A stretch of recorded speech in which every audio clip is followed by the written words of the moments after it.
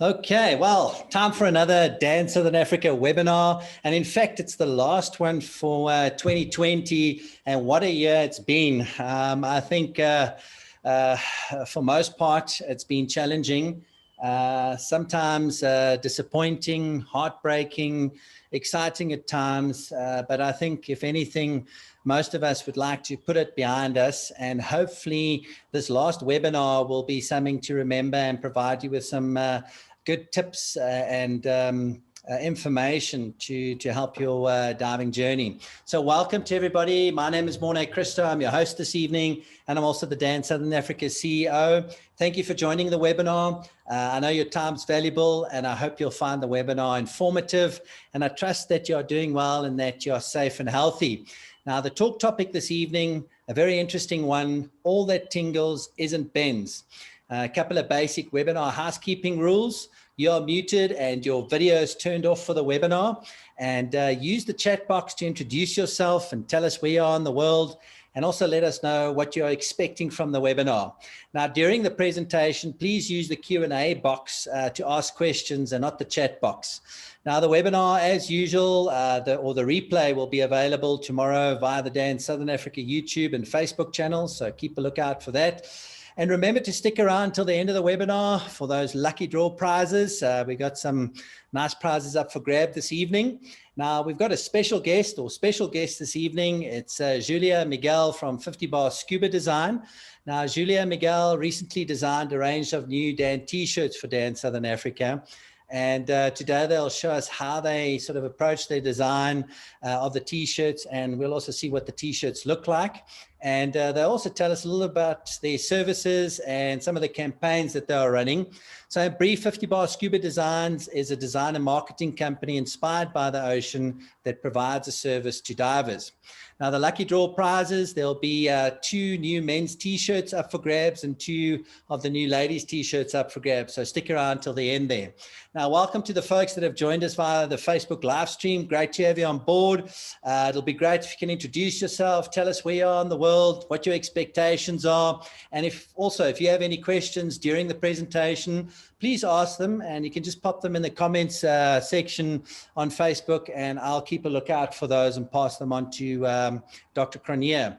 Now, our guest speaker, Dr. Cronier, this evening, he's been on many of our webinars, and for those that don't know him, he is the founder of Dan Southern Africa, former president and CEO. He's a medical doctor with a passion for diving, and there's much more to him, but for now, I'll leave it at that. The talk topic, or just a quick overview on all that tingles isn't bends. So divers are taught to pay attention to any abnormal signs and symptoms after diving. They are instructed to consider them as being possible decompression illness until proven otherwise. However, this attitude not only adds a certain amount of anxiety, but may also lead to an unhealthy level of attentiveness and concern about completely benign conditions that appear during or follow diving activities. So Dr. Frans Cronier will elaborate on the fact, on all that tingles isn't always bends. So for now, I'll hand over to Miguel, and thereafter to Dr. Frans Cronier, who will officially start the webinar. So I hope you're going to enjoy this evening. Over to you, Miguel.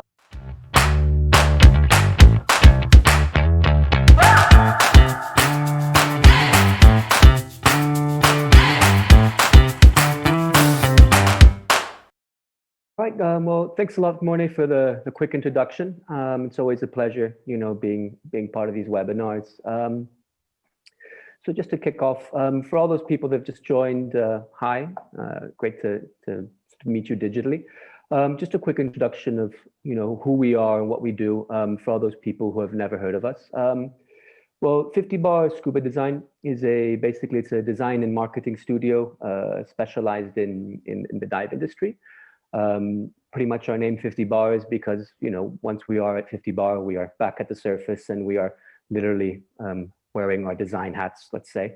So as a sort of scuba diving and design and marketing studio, what we really focus on is, we really want to help at the end, the final goal is literally, help ocean conservation How do we do this? Well, through our services. Well, by providing, professional marketing and design services to dive centers and ocean-related brands around the world, we intend to sort of update and rethink how scuba diving is portrayed and sold by these brands, and hopefully we can make it a very, a fresh and an attractive sort of sport. And in this way, what we do is we actually increase the number of ocean advocates created through dive centers, through their courses and teaching, and so on and so forth. What makes us different from a regular design studio? Well, literally, we are scuba divers. The whole team is composed of scuba instructors, so we have a very good knowledge of the teaching systems. We've also managed our own sort of dive centers, or a few dive centers around the world, so we do have an understanding of the business, not only of the system, but also as the business. Now, before we even became sort of professional divers, what's very interesting as well is that we all sort of came from, big advertising design studios and so on and so forth. So this has actually given us also a lot of knowledge in a certain amount of fields that we've been able to later implement into the diving industry, attempting to sort of update and sort of rethink that whole image of diving. A few little other things that I think are worth mentioning is that obviously, thanks to technology and Wi-Fi, we're always available to work online. So it's not a problem to work remote. And hopefully in 2021, once this whole pandemic nightmare is finished, we can also offer our service to actually go work for a dive center specifically for a certain amount of time, so we can work on site and get a better understanding. Also, just so everybody's aware, especially due to the whole pandemic and the economic crisis that it's created, we can adjust to different budgets. At the end, what we are here for is to sort of help dive centers sort of grow, improve, and update. Out of all the services that we can do, if we do have to sum up what we can do for your dive center or your ocean-related brand, we can pretty much sum it up in these 6 points, from logo design and branding. So we basically, have a nice way of sort of how to show your brand to the world, how we can also develop your website and adapt this logo and branding and style to your website.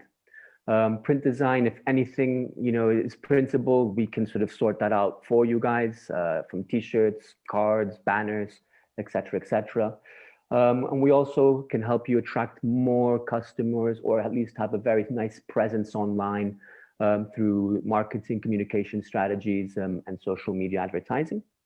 And obviously for all those offline clients and walk-ins, if your dive center needs a nice update, you have to sort of a nice new image outside or an outdoor image, we can also, redo your shop front and decorations, murals, etc., etc.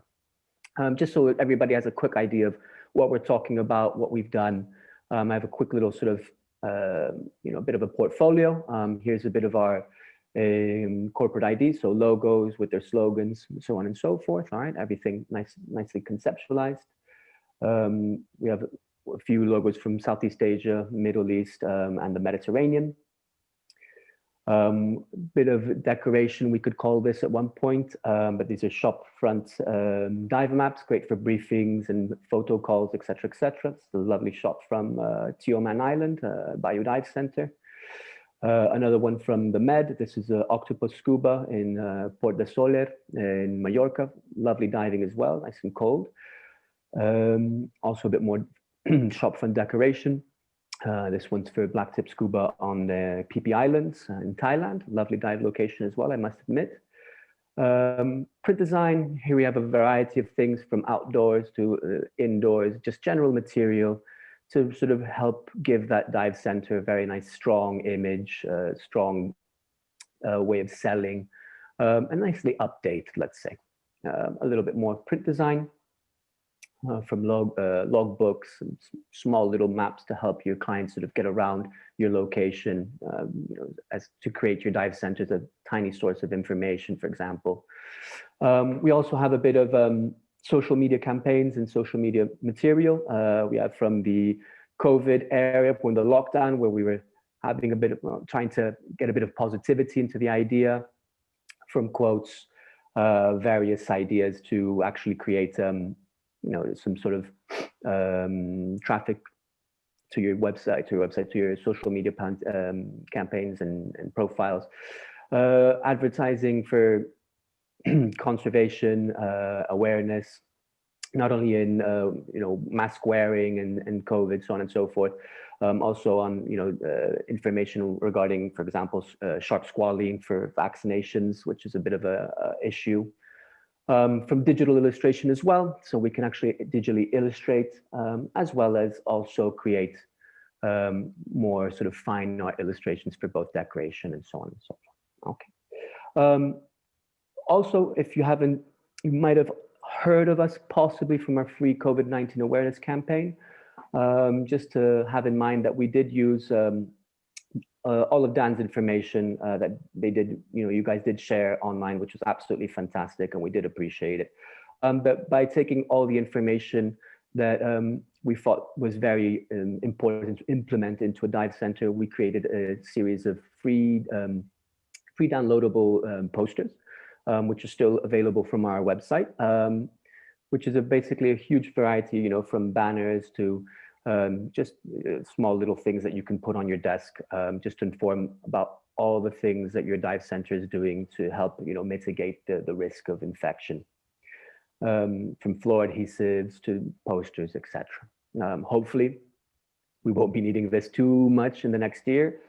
Fingers crossed. But apart from that, again, just feel free, guys, if you need to download this campaign.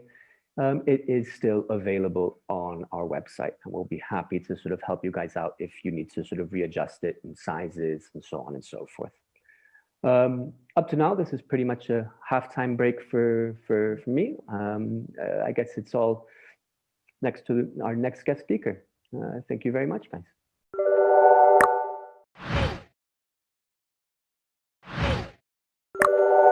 All right, so where did this title come from? Well, as Mornay so eloquently introduced, is that 15 years ago, or 20 years ago by now, people were rather ignorant about decompression illness, and we needed to not only educate divers, but educate doctors about the possibility of decompression illness.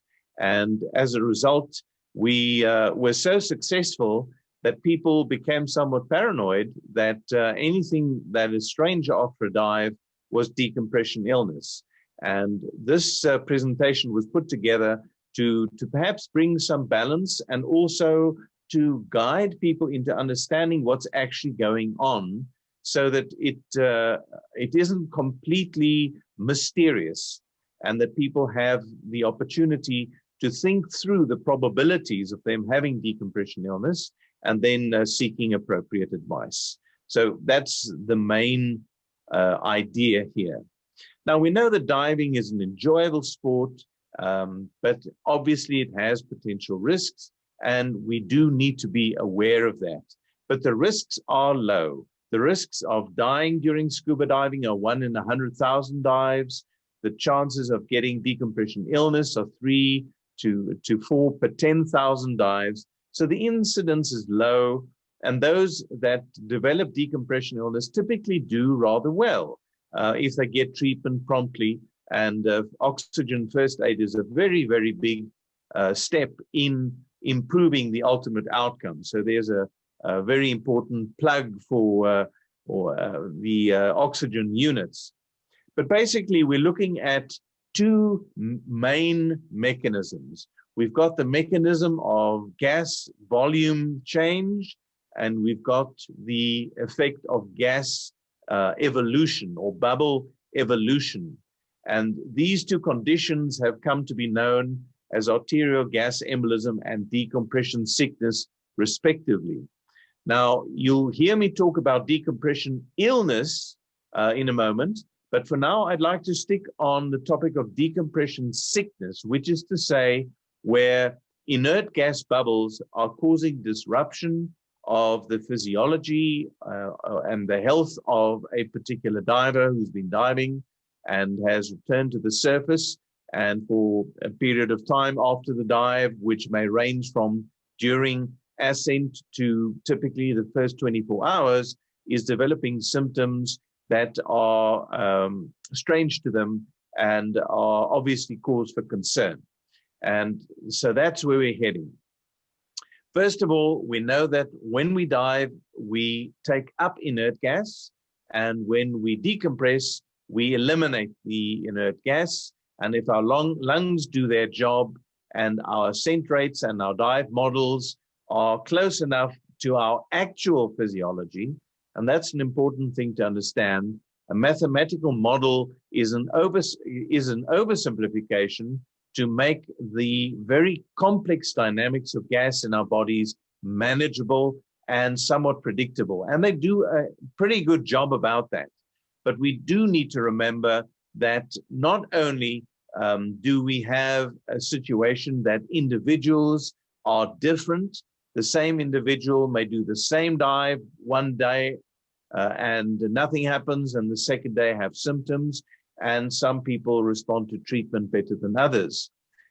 What we do have, and what has made decompression illness so complicated, is that it can present in a variety of ways.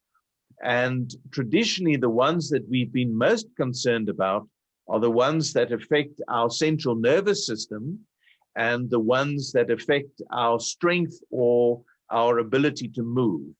Because there are all kinds of other things. There's tingling, there's nausea, there's tiredness, and those may be important, especially because they may progress into more significant presentations, but we are largely concerned about the brain and spinal cord and the nervous system, and then of course effects on the heart and the person staying alive. So this isn't new. It's more than 100 years ago that John Scott Haldane got goats to stand in for divers and did all kinds of experiments on them and gave us, which has really become, I would say, the baseline or the basis for most of the diving decompression tables, different formats, different emphasis, some on bubbles, some on gas. But the bottom line is that a certain depth at a certain time allows you to absorb a certain amount of gas. And as you return to the surface in different ways, the mathematical model will either match you or it won't. And if it doesn't, there is a possibility that decompression illness, which is now a composite between decompression sickness and arterial gas embolism, because we don't always know, especially in the emergency situation, may be the result. Now, it's not as bad as it seems. Again, I want to emphasize 1 to 3 per 10,000 dives result in decompression illness. So we don't want to overemphasize the issue. Moving now to arterial gas embolism, the classic presentation is a diver doing an ascent, holding their breath, reaching the surface, and having a lung overexpansion injury. And as a result of the overexpansion, gas can track, and I'll move it over here, gas can track from within the lung to typically the hilus of the lung. The heart would be over here, causing a mediastinal emphysema, and or it can track into blood vessels, where it typically gives us the most serious manifestation, which is cerebral arterial gas embolism. These aren't mutually exclusive conditions. In other words, you can have gas tracking in the tissues of the lung, giving you one presentation, of which a pneumothorax arguably would be the worst, because it can become a tension pneumothorax, which is life-threatening. And you can have gas bubbles going into the systemic circulation, of which cerebral arterial gas embolism is one of the most serious manifestations. So that's essentially what we're looking at when we talk about lung overexpansion and arterial gas embolism. Now, what has made it complicated is that gas can enter the arterial system in a variety of ways, not only lung overexpansion. It can also occur when venous gas bubbles from a regular dive through a shortcut either in the heart or because of the failure of the pulmonary bubble trap, as we tend to call it, to filter out the bubbles timeously. These bubbles may enter the arterial system. Fortunately, the arterial system has a higher pressure than the venous system. Remember, we refer to values like 120 on 80, which is the arterial system, which means that it is naturally 120 over 80 millimeters mercury higher than whatever the ambient pressure is. And that's why some of the bubbles don't cause as much damage in the arterial system as one might otherwise expect, especially if they can outgas quickly, which is why using first aid oxygen as quickly as possible and getting to recompression as quickly as possible is a very important first aid and treatment measure. The bottom line, though, is we have different mechanisms that bring gas embolism or gas bubble disease into a common pathway into the arterial system. And now we need to tease apart what all these different manifestations mean, and are we dealing with the one condition or the other? Now, the good thing is that for the most part, both arterial gas embolism and decompression sickness are treated in largely the same way. They're treated with first aid oxygen and then recompression. Where it becomes an important distinction is that in the case of arterial gas embolism, we must always be concerned about a possible pneumothorax that would get worse when you start bringing the person out of the chamber.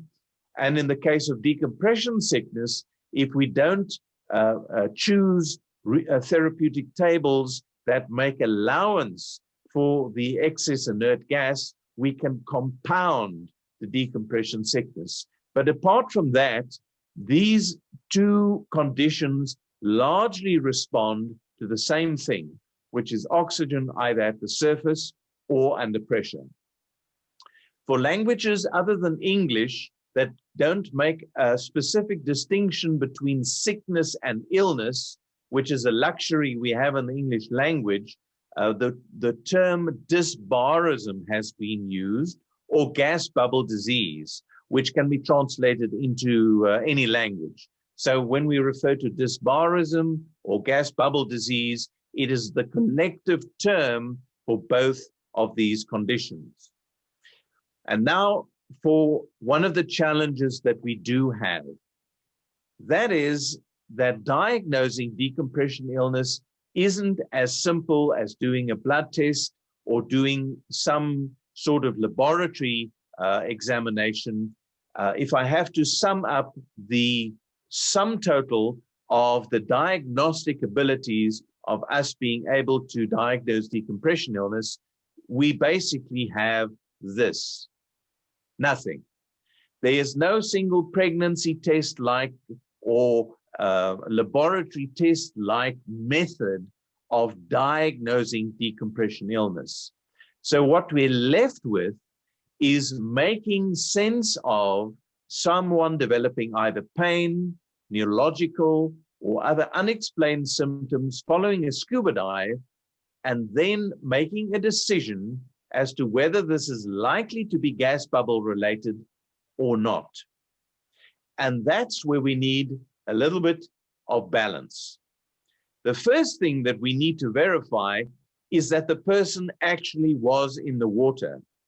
I'll never forget being a diving instructor at Sodwana, as well as a diving doctor, having someone on the boat presenting with what we call carpal pedal spasms. Their hands were constricting, and everybody said that they immediately need to go to the recompression chamber. And my first question to them was, well, how deep did they dive? And the answer was, well, they were only on the dive boat. And what had happened is these individuals had hyperventilated because of anxiety, and had developed the consequence of low carbon dioxide, which had nothing to do with diving.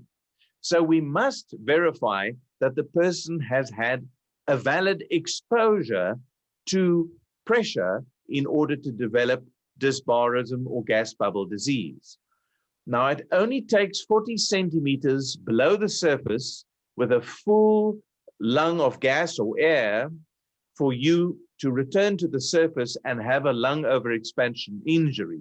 So I don't want to trivialize the fact that it can happen in shallow water, but decompression sickness, in other words, where we have inert gas forming bubbles, requires us to dive deeper than 6 meters.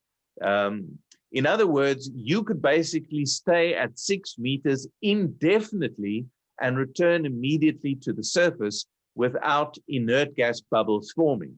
But as soon as you go deeper than that, the chances of getting inert gas related decompression illness increase exponentially, basically. The deeper you go, then the less time you have, or the more likely you are to get decompression illness. So exposure to pressure is the one thing. The next thing is how long, either during the dive or after the dive, did the first symptoms manifest. And we look at 24 hours as the most probable period in which the first symptoms of decompression illness or dysbarism should appear.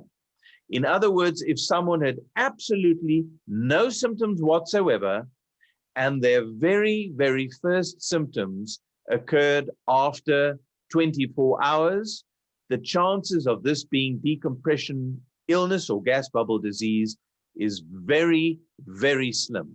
In fact, almost 90% occur within the first 6 hours. So exposure and time are two of the big ticket items we use to determine whether or not the chances are high of an individual suffering from decompression illness or gas bubble disease.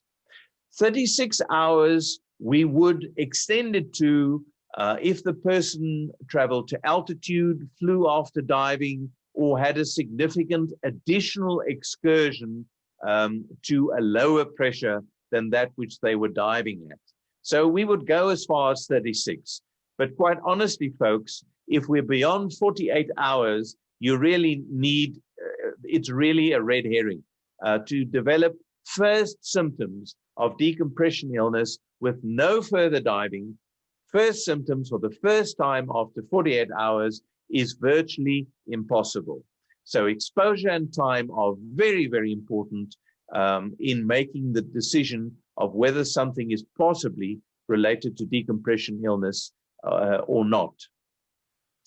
Now, when one looks at the symptoms of decompression illness or gas bubble disease, they can seem very, very disparate. They can seem to make no sense, almost random. But we have two broad categories where bubbles cause disruption. They cause disruption in blood vessels, and they cause disruption outside of blood vessels. Inside of blood vessels, they can, of course, block circulation either to an organ or, in the case of venous stasis, from an organ. They can expand to the point where they actually cause bleeding. And of course, a bubble in your circulation makes your white blood cells and immune system respond to it very, very aggressively. And you can have a significant amount of inflammation as a result of bubbles being in blood vessels. So that is bubbles in blood vessels. As far as bubbles outside of the circulatory system, firstly, this is not as common as we previously thought, but when we look at particularly spinal cord decompression illness, it seems to play a very big part in the reason why individuals who develop spinal cord decompression illness, sometimes, even if they recompressed very rapidly, don't necessarily do as well, because it's not just the bubble, but it's the bleeding that the bubble caused. And of course, a blood clot doesn't respond to recompression. And that's one of the reasons why we have been so confused as to why it should be that someone who gets recompression so quickly after spinal cord decompression illness sometimes doesn't respond as well as we'd like. Now, to take it to the next step and to make it even simpler, to just look at what are the most likely areas where decompression illness would present, I'm going to look at 4 main tissue areas. We're looking at the brain. Most of us value our brain, so that certainly is important. The skin, not so much because we're concerned about the skin. The skin is very resilient and recovers very quickly, but we can sometimes see signs of gas bubble disease in the skin. Then the inner ear, because we need to differentiate middle ear barotrauma and inner ear barotrauma from inner ear decompression illness or gas bubble disease. So we're going to spend a little bit of time teasing those apart. And then, of course, the classic bends, which is a joint-related pain as a result of pressure exposure causing disruption. And we'll look at each of these in a little bit more detail. I'm going to start with the simplest one, which is the skin. Now, the only one that we're really concerned about with the skin, and the names aren't as important as the images. These images show you what is called marbling. And the fancy word for that is cutis marmorata.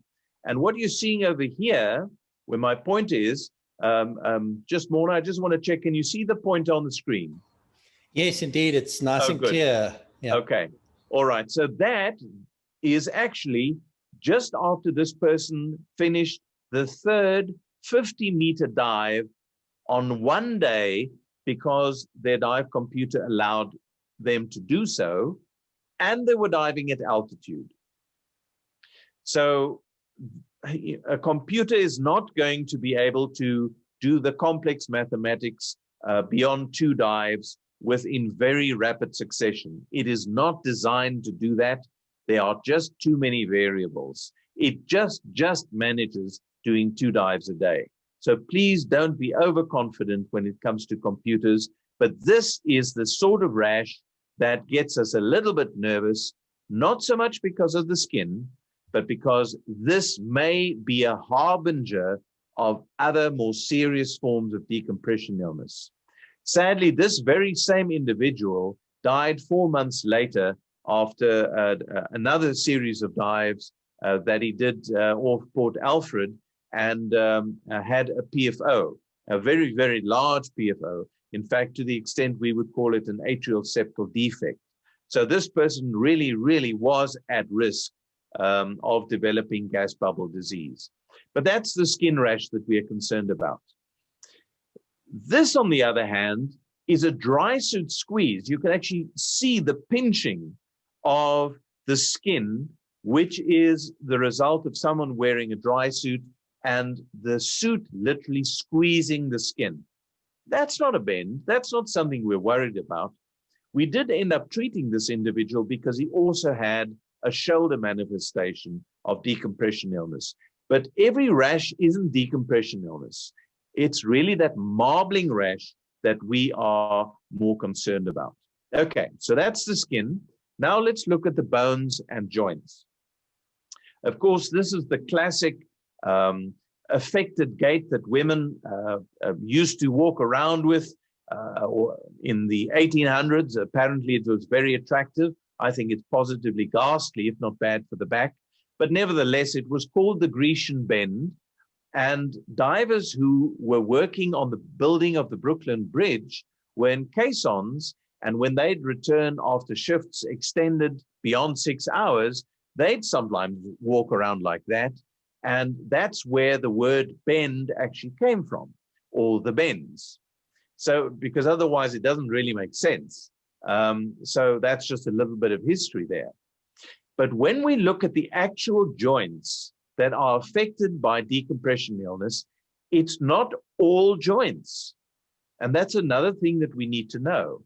It is the so-called appendicular skeleton. It's, in other words, it's those bones that move a lot, our arms and legs. And then the immediate question is, why? Why would it be those bones or those joints that are particularly vulnerable? And the answer to that question, in part, is because of their unique circulation, but also because unlike these gray bones that you see over here, these red bones have got fat in their marrow. And fat, as you know, absorbs nitrogen particularly well and is therefore more likely to accumulate nitrogen, and that in conjunction with a circulation that's very complex makes these bones a little bit more vulnerable than the rest of the skeleton. Having said that, if you take, and this was a study done involving more than 15,000 subjects, and they looked at what were the most common joints affected in 4 categories of individuals: saturation divers, people who worked in caissons or tunnels under pressure, people who did surface-oriented diving, and pilots. And they found that people who basically worked in caissons or in saturation settings, they were more vulnerable to hip and knee-related decompression illness, whereas bounce diving, surface-oriented diving, was more likely to manifest in the shoulder, and the same was true for pilots. There are many theories as to why it would be. None of them have been proven. It would seem intuitive that people who work in a gravity-bound system, like in a tunnel or in a caisson, would be weight-bearing on those joints, but that isn't the only explanation. So we don't quite know, but there it is. Now I want to walk you through the type of pain that we may get in a joint, because not all pain is equally ominous. First of all, the type of pain that we may get is so-called intra-articular pain. In other words, that is where gas accumulates here in this orange section to such an extent that it expands and stretches that capsule and causes pain. Now, what you would immediately notice that if you have this whole joint full of gas, the pain will not be very easily localized. It will be everywhere, everything stretched. And in fact, moving it may actually aggravate the pain. But its one key feature is you can't put your finger on it because it's all over that joint. So it is affected by movement, but it is not necessarily such that you can put your finger on it. That is unlike periarticular pain. Now, what that is a fancy word for pain around the joint.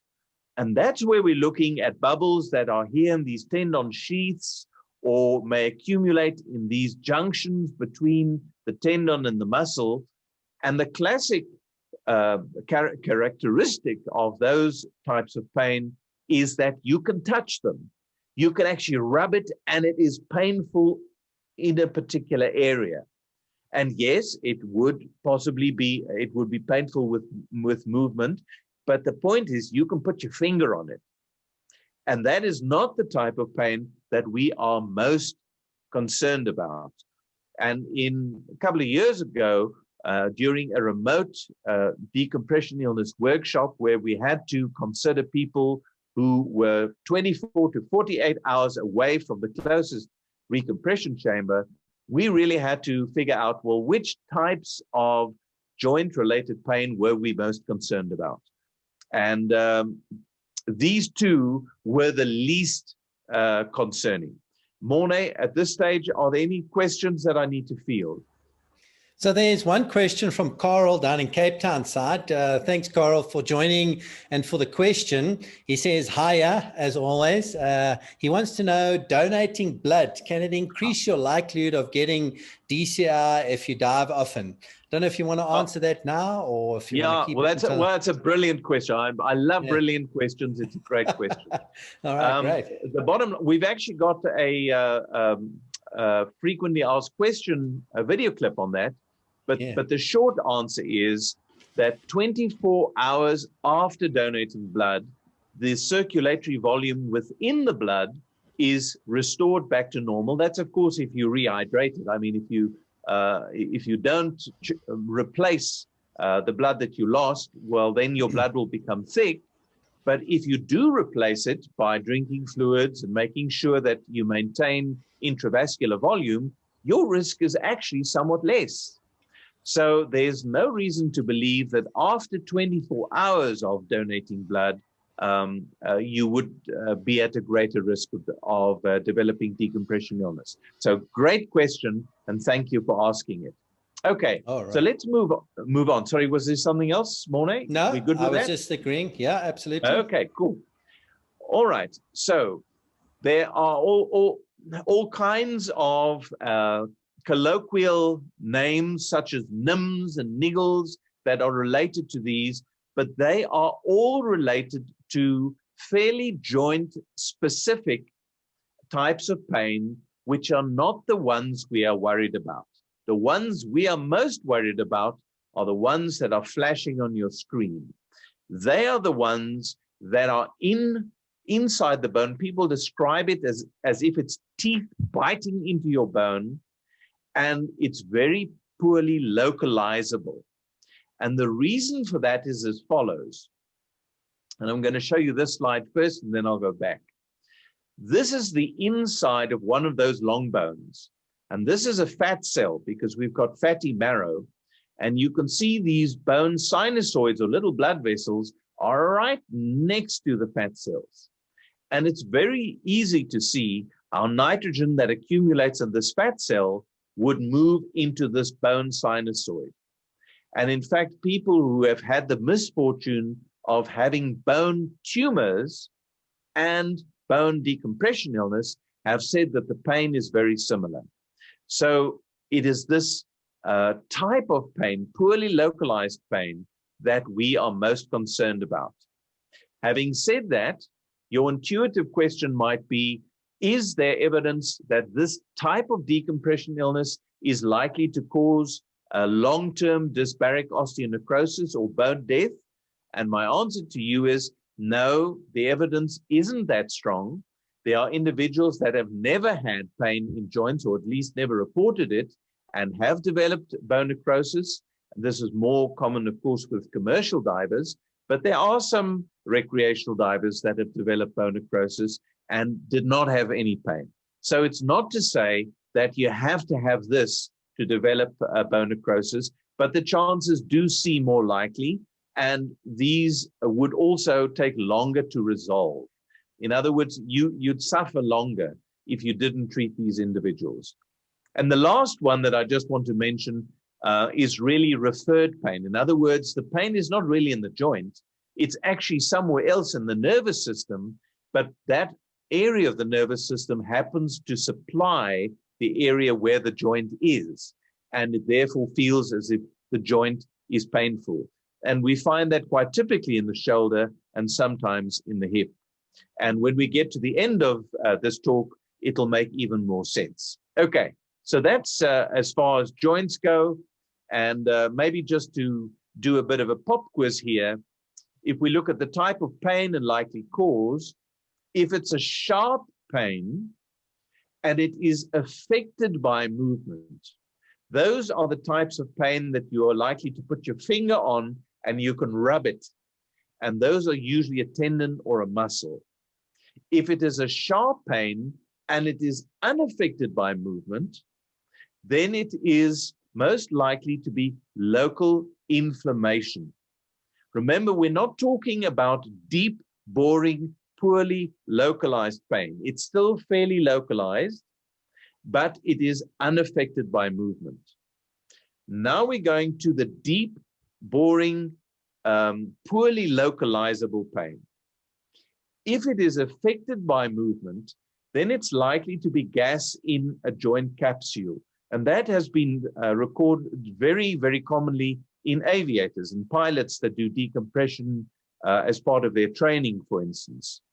If it is deep, boring, and unaffected, and with boring, I mean not boring in the tedious sense, but as in teeth in the bone, that type of pain is the one that we're most concerned about.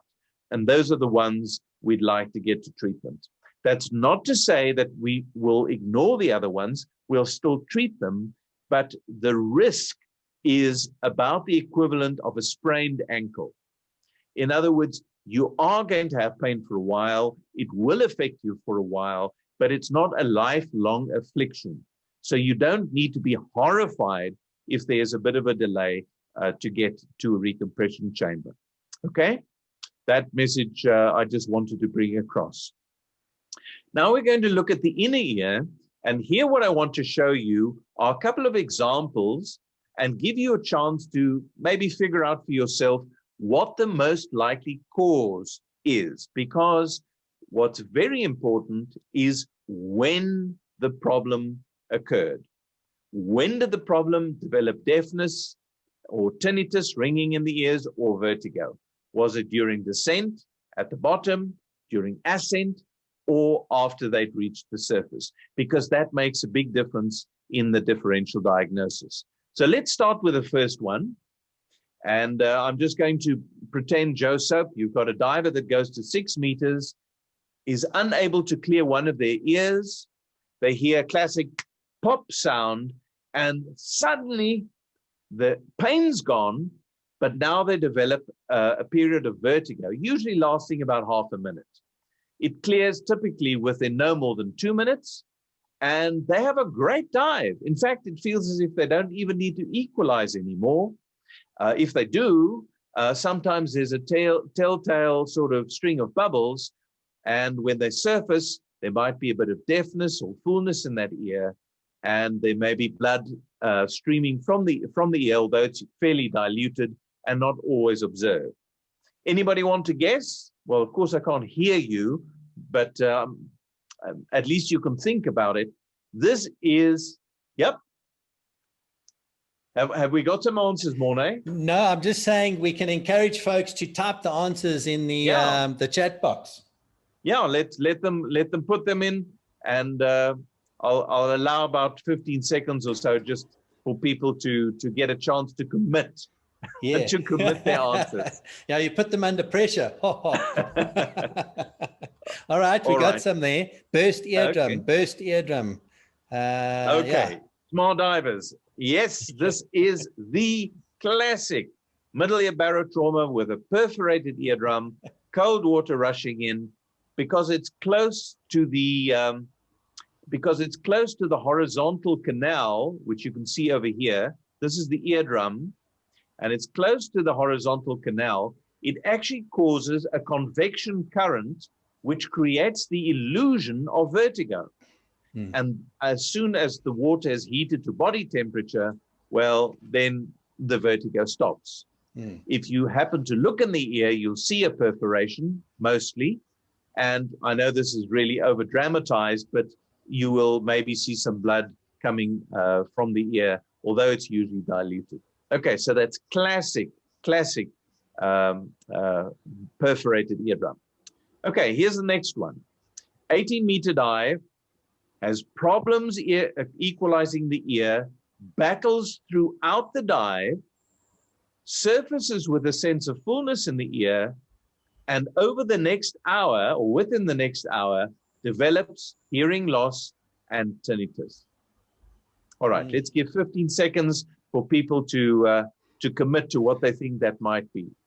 All right, we've got something. Let me just see what it says here. Can be perforated eardrum, or, oh no, it's a question. All right, we'll get to that one just now. Okay. Oval window, Coral says. Okay. Well, you're on the right track. it is very likely to be inner ear barotrauma. Having said that, there are forms of middle ear barotrauma where you would also have this sort of presentation. But I want to warn you about inner ear barotrauma, because not all inner ear barotrauma is a fistula. The person who spoke about the round window perforation referred to inner ear barotrauma as a fistula. But not all damage to the inner ear actually is a rupture of the round or oval window. And the reason why it's important is if people have hearing loss or tinnitus after a dive, they need medical attention, because cortisone, given at that stage, protects or conserves their hearing.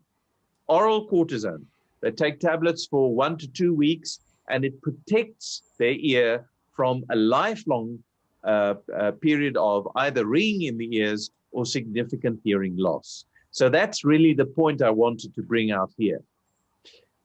Now, for the what you would have is you'd have the history of equalizing difficulty. You'd have evidence of middle ear barotrauma. There can sometimes be a bit of a delay, and we've had people develop symptoms, well, certainly under pressure, but it can be with a bit of a delay after the dive as well, when the eardrum is sucked inwards. Okay, so let's look at the next one. This diver descends 10 meters, forcefully attempts equalizing, continues to dive, and surfaces with profound vertigo and hearing loss and tinnitus. Drum roll. Okay. All right. Well, what do people think? Okay, hang tight. We had some folks between Facebook and Zoom. Okay, for now, I think you've got the audience still guessing. I'm not getting any questions or answers coming in. Yeah, they're not taking the risk. I can't see you. Take the risk. Here we go. We've got Ryan says inner ear bends. Yeah. Well, it could be, except the, well, let me back up. The problem is that it did happen with surfacing, but you had forceful attempts at ear clearing, and the dive depth was only 10 meters. And it is extremely unlikely to get inner ear decompression illness in 10 meters. Okay? So that would preclude it. But it's great that you had that differential diagnosis in mind. This is actually a classic presentation of a round, and in a lesser case, an oval window rupture, because it is profound and lasting. And these individuals are actually, they would have a history of forceful equalizing. They'd have the evidence of middle ear barotrauma. But the big thing is the treatment is you don't want them forcing their ears any further. So you'd put them in bed, lift their heads. You lift their heads so that the head isn't down, increasing pressure. Would discourage them from doing Valsalvas, even give them stool softeners so that they don't, if they're constipated, you don't want someone straining on the toilet. That's not a good idea if you've got a fistula. And these individuals would have daily audiograms, and then after 10 days, or depending on the surgeon's preference, they may ultimately decide that it's worth doing surgery. And a question that you may have, can these individuals dive after surgery or surgical correction? Well, theoretically, if the hearing was restored, that is actually more resistant to subsequent inner ear barotrauma than it was before. If they have lost significant hearing as a result of the fistula, then we would still do a risk analysis with them, and we would want to ensure that they could equalize easily, and we would advise them that if they have any problems equalizing, they should abort the dive. They should not dive or force their ears on any account. Okay, 2 more to go. This diver goes to 24 meters, ascends to 5 meters, has a bit of fullness in the right ear during the ascent. Then vertigo starts, but there's no tinnitus or deafness. and it surfaces with fullness in the ear, and there's a bit of vertigo, but it stops within 10 minutes, and there's nothing else wrong with them. Nothing whatsoever. So they had a bit of vertigo at the safety stop, maybe a little bit queasy still at the surface, but in 10 minutes, it's all gone, all fine. Anybody want to take a guess on what that might be? All right, let's see. So the 24 meters and the 10 minutes are two big clues. All right, so got some questions coming in here. Just to let the folks know that whoever scores the best will win the T-shirt. Just joking. All right. All right, so we've got Carl says reverse block. Jan Foster says ultrabaric vertigo, reverse sinus squeeze, reverse block. Let me see, Facebook. Yeah, also ultrabaric vertigo. Yes. So they're the answers. Reverse, yep, reverse block. Not so much the sinuses. Sinuses won't give you vertigo, but reverse block of the eustachian tube might. And some people just simply have one ear that equalizes more easily than the other. The reason why this happens is that if you've got a bit of a reverse block and the eustachian tube isn't doing its job, then what happens is the eardrum bulges outwards, and in doing so, pulls on the oval window. And when it does that, it distorts the anatomy of the inner ear to such an extent that it fires more rapidly. So it gives electrical signals more quickly, and the body interprets that as vertigo. As soon as the pressure difference between the one and the other ear are the same, the process stops. So the big issue here is you've got no more than 10 minutes of vertigo, and as soon as the pressures have equalized, everything stops, and deafness and tinnitus are not significant features. And if you look at the ear, you would almost never see significant signs. If anything, you might, with a reverse block, see a little bit of blotchy hemorrhaging around the outer side of the ear. Okay, good one. Last one. 75-meter dive on Trimex. Guys, I guess at this stage, it's a no-brainer, hey? 75 meters on Trimex, ascends over 90 minutes, starts developing ringing in the ears at 9 meters, then vertigo at 3 meters, and then surfaces with hearing loss, persistent vertigo, and if you still didn't get it, mild joint pain and a blotchy skin rash. Oh, quickly, we've got first one that came in from Jakob. He says inner ear bend. Boom. Ian says DCS. Let's Yes. see on Facebook. Isobaric counter diffusion inner ear.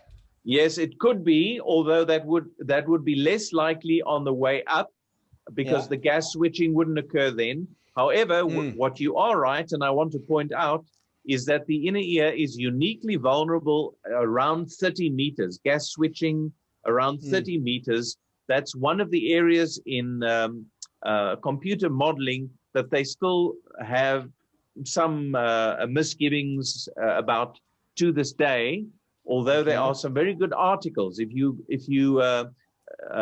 look at Google Scholar, if you just go Google Scholar and you look at inner ear decompression illness modeling, you'll probably get good articles by David Dulett and a chap in Sweden whose name I won't mangle or mispronounce, that have actually modeled these types of situations. But what I've described here is the more classic presentation. Yeah.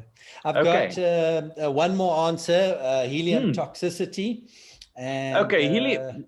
Okay. Yeah. Helium toxicity, that's a very good one, but that would present at probably around 150 meters if you are on Heliox and not Trimex.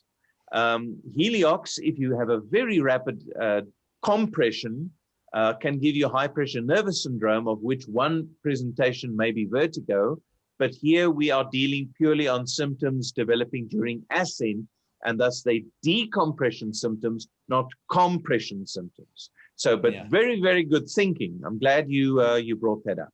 Okay, so the key here is that you're dealing with bubbles in the structures inside the inner ear and cochlea.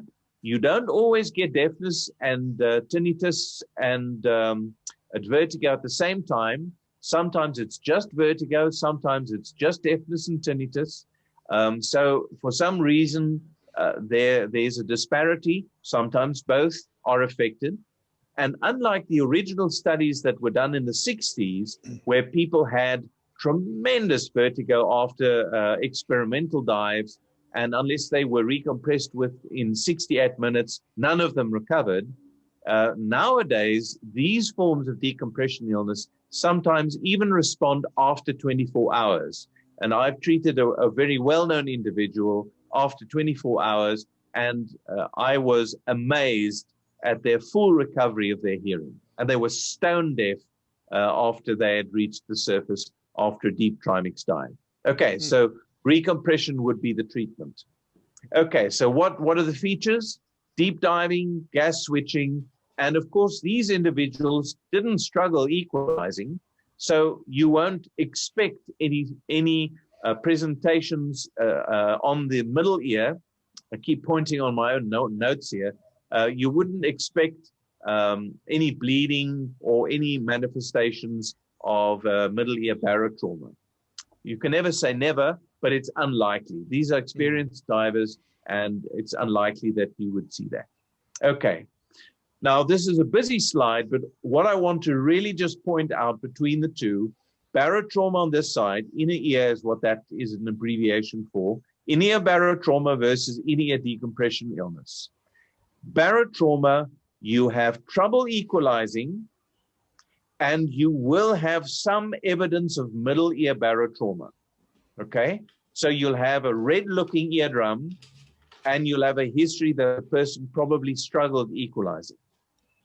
Whereas with inner ear decompression illness, you'll usually have depth and mixed gas involved, and you'll have no evidence when you look at the eardrum that the eardrums were affected. There is overlap, there is some complexity. It's good to get advice. Please always call Dan or get expert advice. There are exceptions, but by and large, those are the key big ticket items. Okay. All right, so now we move to the brain and nervous system. And I'm going to break it down a little bit between spinal, cerebral, and peripheral nerves. And I'm going to keep it short and simple, just because I don't want to stretch this out too much. But let's start with the brain. Arterial gas embolism is the most common cause of disruption of the brain. So if you have a truly brain dysfunction, it is more likely to be arterial gas embolism. Otherwise, it could be bleeding, and maybe there could be an inflammatory response that gives you a delayed onset disturbance of the brain.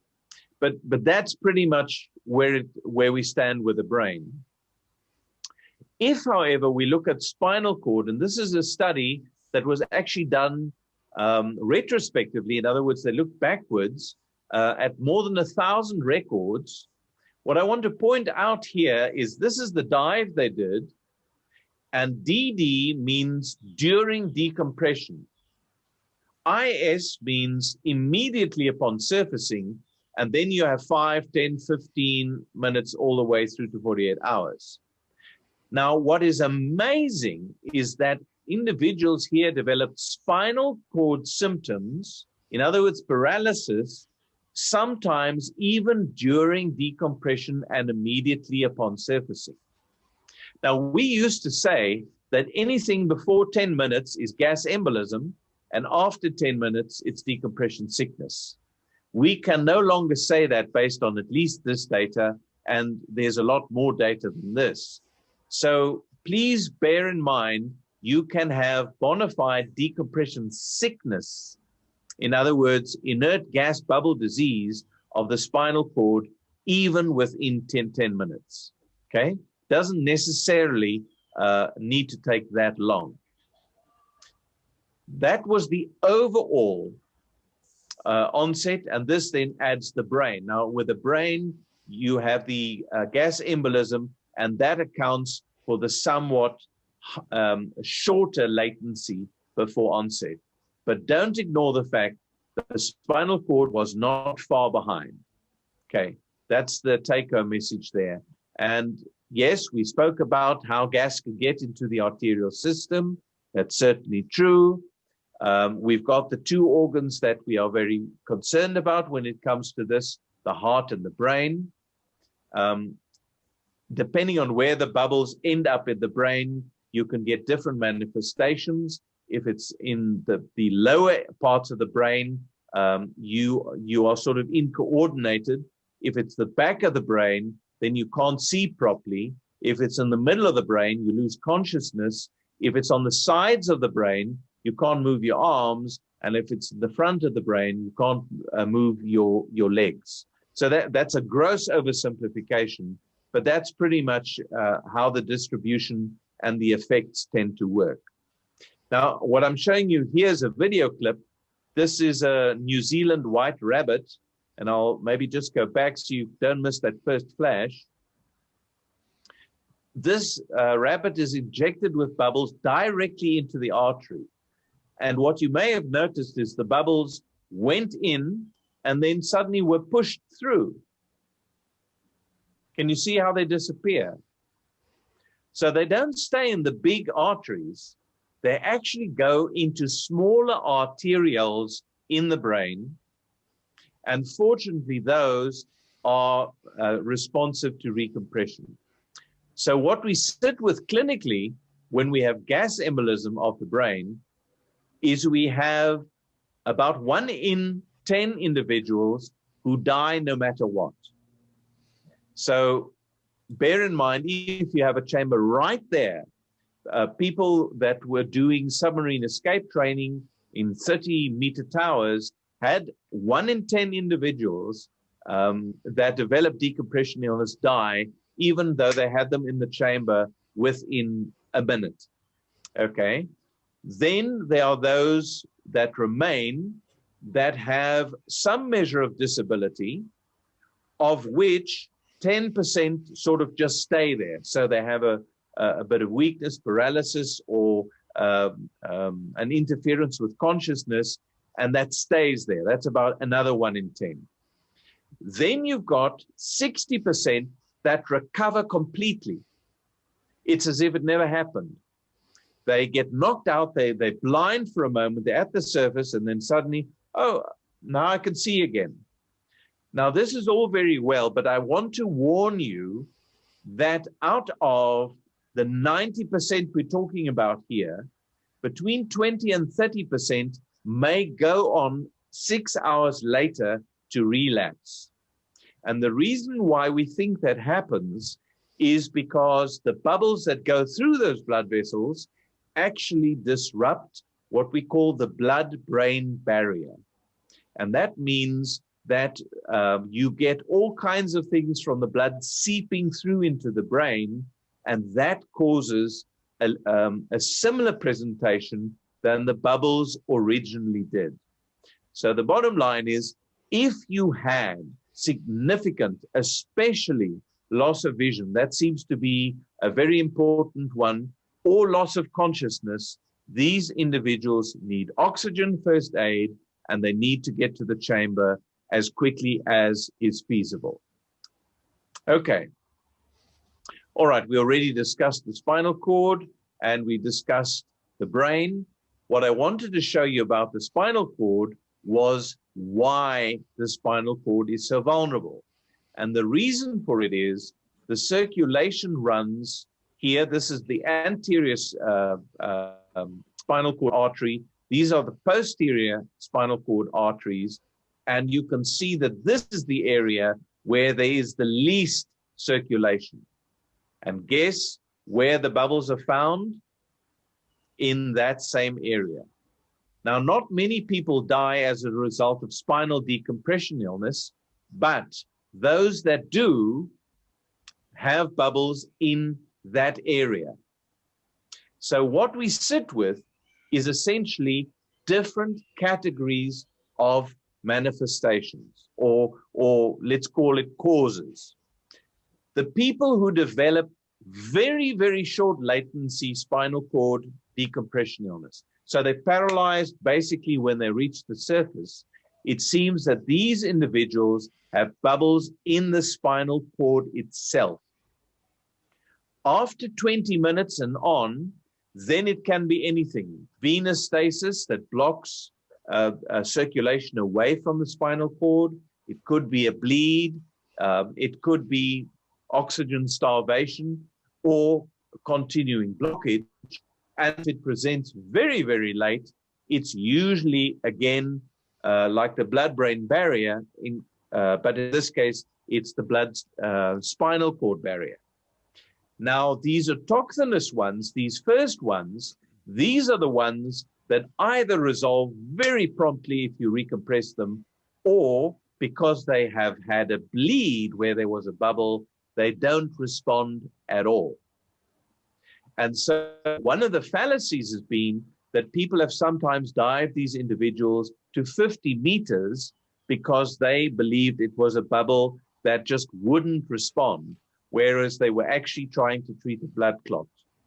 And at 50 meters in a chamber, you've got a very, very complex situation. It takes you hours, if not days, to get out of the chamber. The individuals over here usually make a very good recovery, but usually need more than one treatment. And the individuals here usually resolve very promptly, even after a single treatment.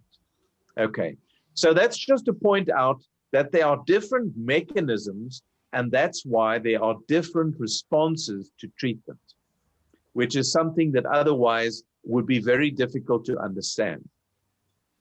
When it comes to the peripheral nerves, it is very unlikely for a bubble to discreetly go and sit in one of these little branches or the web of nerves outside the spinal cord. And that brings me to really the core message, where I want to say that all that tingles is not bends. Let me make a distinction here. When I say tingles, I'm talking about primarily sensory symptoms only. In other words, it only feels weird. It's not that you're weak. If there's loss of strength, we are more concerned. But if it's just a tingle, and especially if the tingle resolves, then I want to show you 5 classic areas where you can get what we call an oligoneuropathy, a single nerve that is compressed. That's what this praxia means. Neuropraxia is pressure on a nerve. So let's start with the one that you probably know the best, and that's the funny bone. All of you bumped your funny bone, right? Now, if you actually find the area where the nerve is, and you can get your fingers in there, what you'll notice is that your pinky goes lame, but it doesn't go any further than your hand. If you want to try it, you can do so now. Nobody's watching, so you can try it. But if you jiggle that area, you'll notice that the tingling and the burning is strictly the pinky and the hand. That's ulnar neuropraxia, and that is often the case with a tight fitting wetsuit or someone sleeping on, falling asleep on a chair and compressing that area. That's ulnar neuropraxia. The next one, which is a little bit less easy to demonstrate, is right up here in the neck. Now, what you need to find, and I've got a nice stringy neck, but what you'll find is if you feel just above the collarbone and creep up, you'll feel that there's sort of a sinewy area. Now, just rub a little bit in that area. And do you notice sort of a discomfort somewhere in the arm if you rub that sinewy area? All right, well, Morne seems to have done so. Miguel, did you notice that? Did you notice it went higher up than the hand? Right.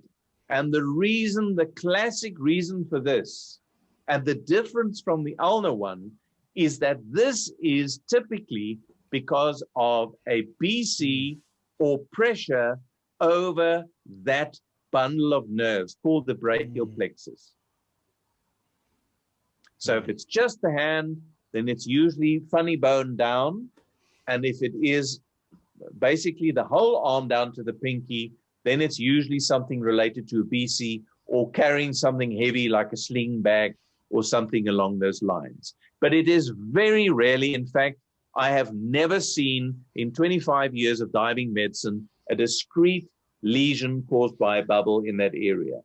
What I have seen is people undergoing $150,000 worth of useless recompression that has not resolved it, and they took one anti-inflammatory and the problem was resolved. So it was the wrong treatment, even though it was well-intentioned. Okay? Of course, get Dan's advice. Don't diagnose if you're not a diving physician, but just be aware this is a very vulnerable site. The next is a neuropraxia. Most of you nowadays that have worked with a mouse are aware of median nerve neuropraxia or carpal tunnel syndrome. That's basically where the median nerve that runs under this set of muscles here, because of hyperextension of the hand for various reasons, typically because you're sitting on the gunnel of the boat. Sorry, I haven't got the picture here. You're sort of resting on the gunnel of the boat or sitting backwards, you get compression of that area, and then you'll find that the thumb and the first three fingers are the ones that go numb. And that is classic median neuropraxia. Okay? Again, it's not something that a bubble causes. It just isn't. Because to get a discrete bubble in just that area is really virtually impossible. Okay. Now here's another interesting one. There's a nerve that runs under a ligament right here in the groin area, and then over the hip bone and down the side.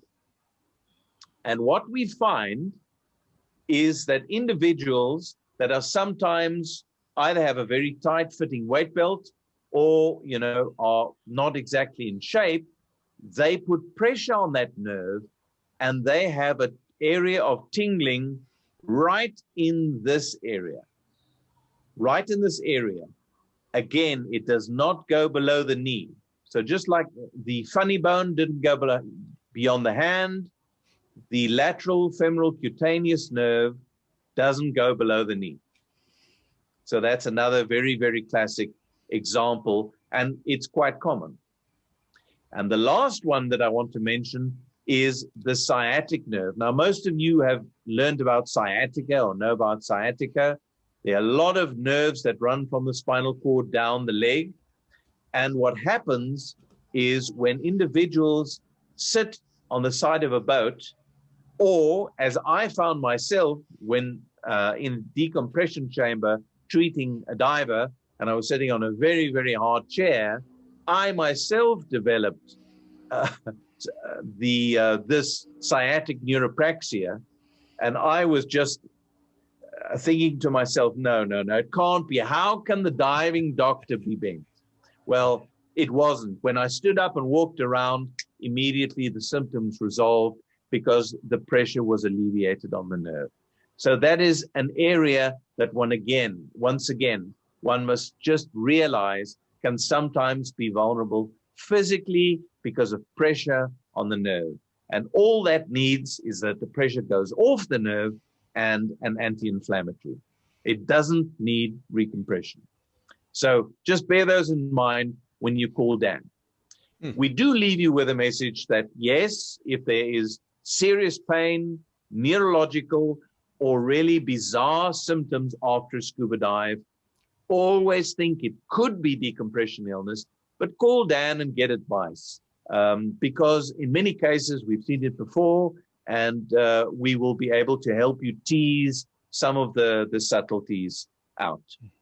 So in closing, please remember that yes, if it's unexplained symptoms within 24 hours, first onset, then we always think possibly decompression illness. Call Dan. Don't ignore symptoms. Don't delay treatment, especially oxygen first aid. Consider all the information. Remember how many times when we had the discussion about the inner ear, it had to do with the additional information. The symptom onset was during ascent, not during descent. It was at 75 meters, not 150 meters, et cetera, et cetera. So get all the information because that gives you a clue. Look for neurological symptoms because those are the ones we're most worried about. And then if I haven't said it enough before, call Dan so that we have the opportunity to discuss it with you. And with that, close the presentation, and I'll be very happy to take any questions if there are. Yeah, no, we've got a whole bunch of questions, some from Facebook, some in the chat box, and then some in the Q&A. So I think let me start with the Facebook questions just so that I can find them, because it's not as easy to just keep track of them. So just let me just see if I can find them quickly. So the one is from Ty. Oh, yeah. Go ahead. So the first one from Facebook is from Tyrone. He would like to know regarding fractures, like a hip, how long after a person can they dive again to minimize the bends? Okay. Well, I'm going to give you two answers. One is listen to what your orthopedic surgeon tells you. That's one. The second answer is we have sort of a timeline in things medical. It takes usually a period of 6 weeks for most healing processes to stabilize. That's why if you wear plaster cast, it's usually for 6 weeks. It's just the way the body's inflammatory response works. Then after that, it's usually 6 months, just because it's a nice round number. And then, you know, if it's longer than that, sometimes it will be a year. But those are largely just arbitrary choices. The first 6 weeks are very, very important. If it's a bone fracture, I would want to know that that bone fracture is stable. So you'd want to have an X-ray showing very, very good bone bridges that have really stabilized that joint. And I'm going to use your question to answer another question. Is there evidence of a greater likelihood of getting decompression illness if you've had a joint injury? And the answer is the evidence is not that strong. We've always taught it, but the evidence is not that strong. What is more likely is that the individual is a little bit nervous about that particular joint. And if they do get pain after a dive, then they think it might be decompression illness.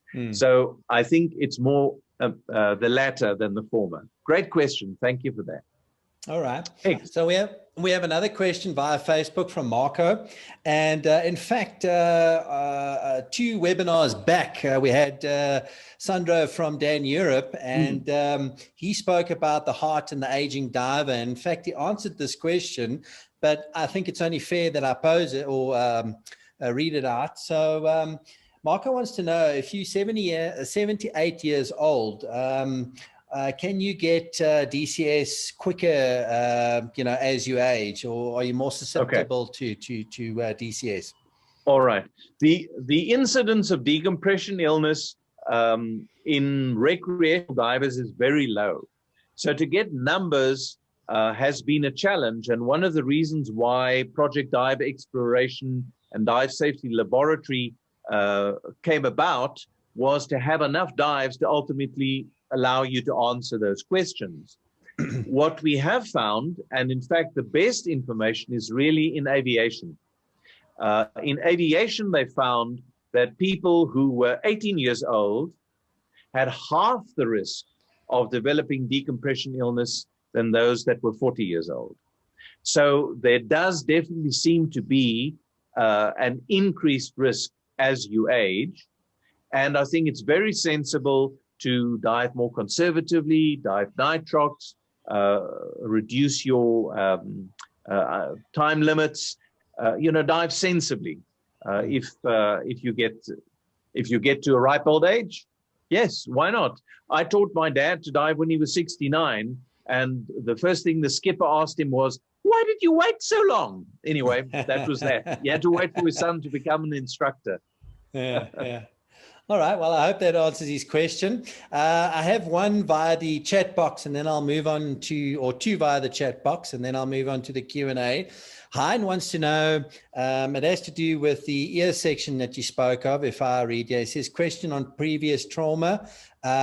Who would be best to diagnose inner ear barotrauma? ENT, question mark. Very good question. We at Dan, we actually have a group of ENTs. They're called DENTs, diving ENTs, right? So they are a great resource, and we call upon them if there is a possibility of doubt. If you're really in a pickle and you can't make the distinction of whether it's inner ear, decompression illness, or a fistula or something along those lines, what you can do is you can do merengotomies. In other words, you can actually put a grommet in the ears, and ENTs can do that. And then, of course, pressure is going to make no difference on the person's ear. They're not going to have to equalize. And there's even some evidence that suggests that it might help inner ear decompression illness. I'm not recommending it. I'm just saying there are ways out. Who's the best person to answer the question? Well, the person who has the best history of how the symptoms developed usually is best able to provide the information on which the diagnosis can be made. And Dan can go a long way in making, we don't make definitive diagnoses over the phone. You need to get proper medical assessment, but there are definite signs that point towards inner ear decompression illness as opposed to a rupture of an oval window or inner ear barotrauma. Once again, just a reminder that if you do have hearing loss or ringing in the ears after a dive, it doesn't necessarily mean a fistula, but it does mean that you should still get medical advice, and it's wise to get the cortisone treatment to protect your hearing. Just like a loud gunshot, can cause acoustic trauma, and the treatment is the same. Good question. All right. So another question from Ryan. He says, question about inner ear bends.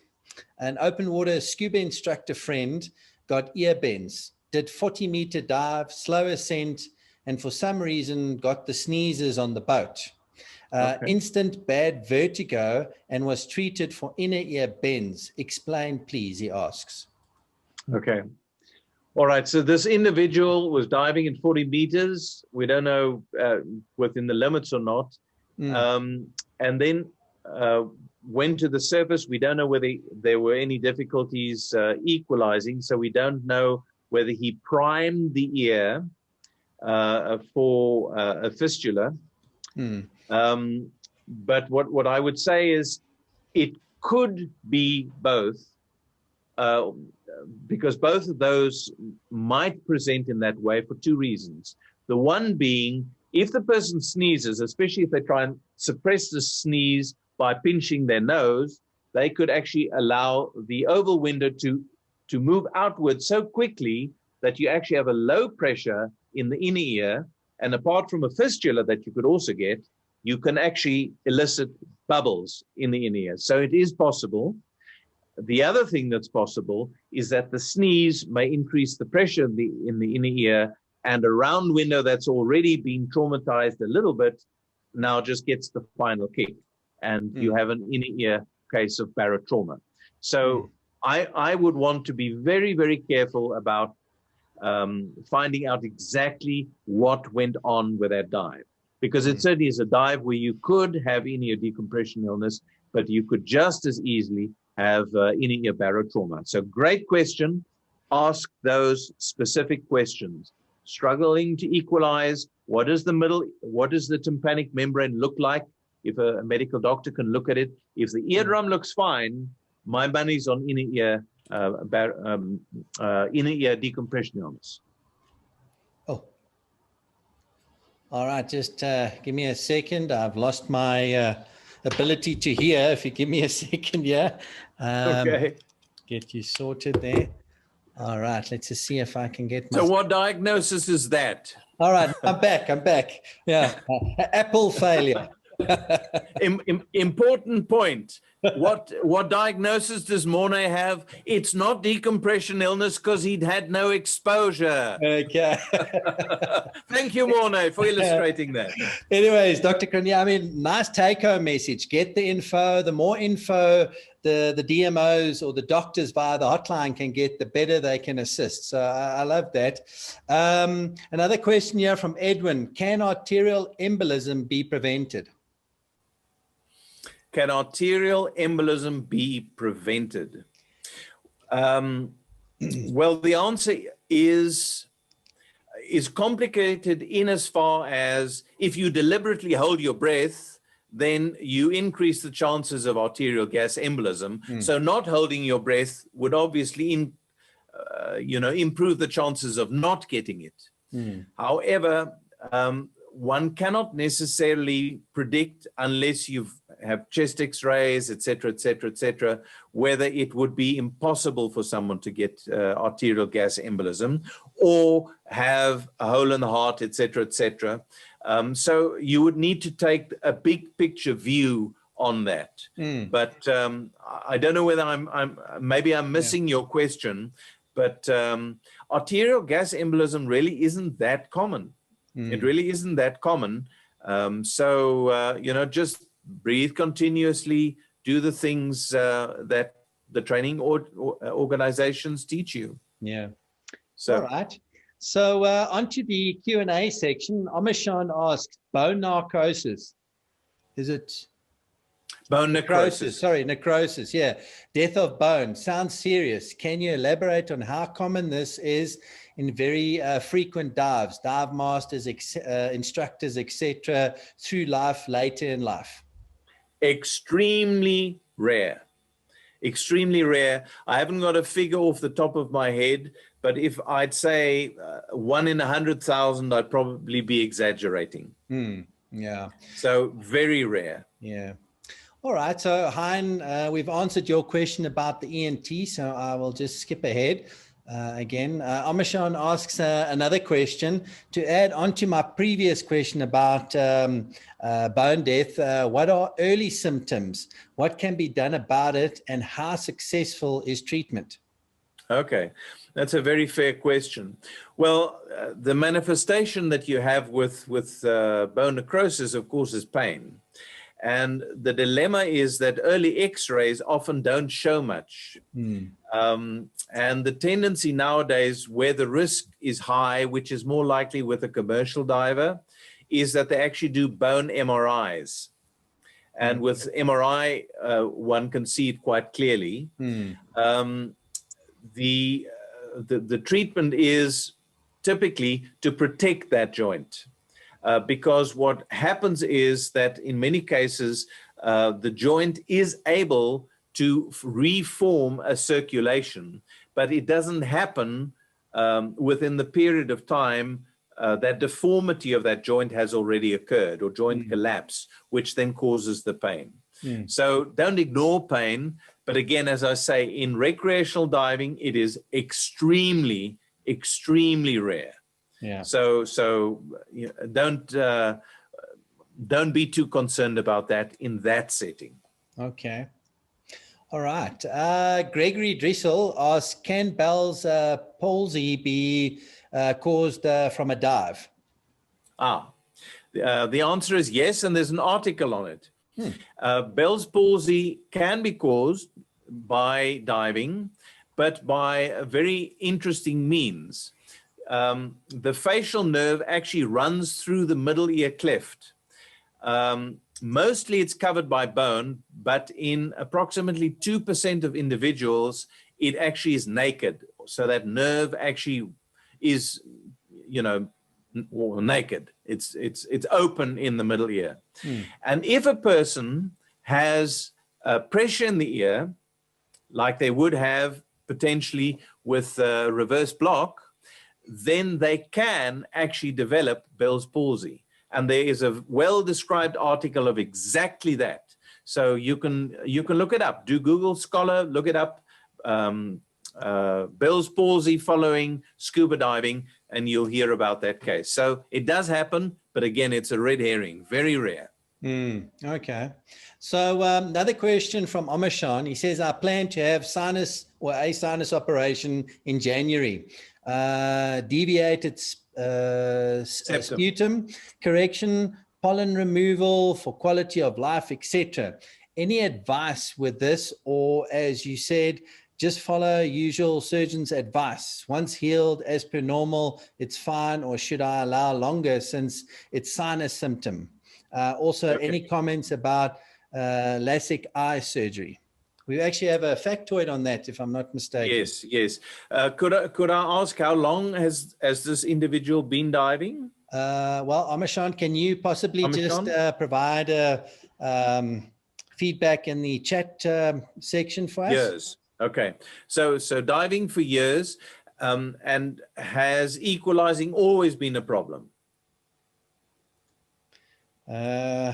Sometimes. Okay, sometimes. Okay. All right, because I'm getting the pop-ups here, so that's that's very helpful. So it depends on congestion levels. There are 3 degrees of nasal septum deviation that are classified. Did they use that? They wouldn't necessarily explain that to a lay individual. Not for diving, it's for everyday life. Okay. All right. So nasal septum repair, yes. If it's a quality of life issue, in other words, that you always feel that the one nose is blocked.